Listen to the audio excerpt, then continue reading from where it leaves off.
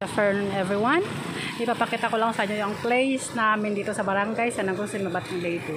Ito dito is, ito yung kalsada, hindi pa siya konkreto kasi bago lang itong nilagyan ng bato. Tapos papunta yan doon sa barangay site. Yung barangay site is siya, mga bahay-bahay siya doon. Bali yung lupa binili ng barangay tapos ginawang residential. Okay, tapos ito naman yung kalsada.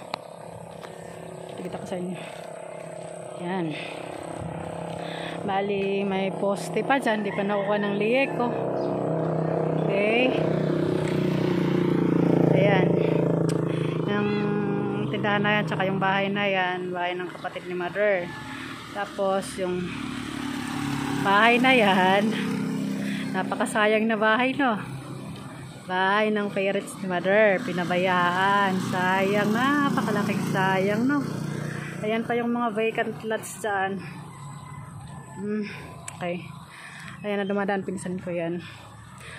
Pag say hello daw, Pag hello. Hello ba sila? Hello. Okay.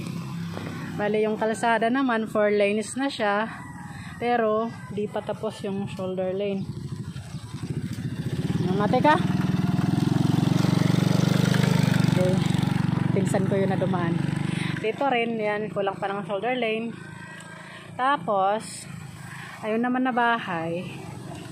Ayan, na may green. Bahay yan ng kapatid ni Mother. Tsaka yung bahay namin. Tiyadar! Ayan na may maraming sinampay. Yan ang bahay namin. Nagpapagawa pa kami ng pader. Kasi nadaan na kami ng widening. Nasira din pati yung parking ko dyan. Ang ginawa ko, bumili ako ng tent at dyan na nagpapark yung motor ko. Ayan. Okay.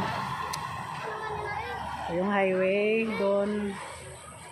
Ito, may mga bata. Hello, kids! Say hi! Hi! Okay, hello. Okay.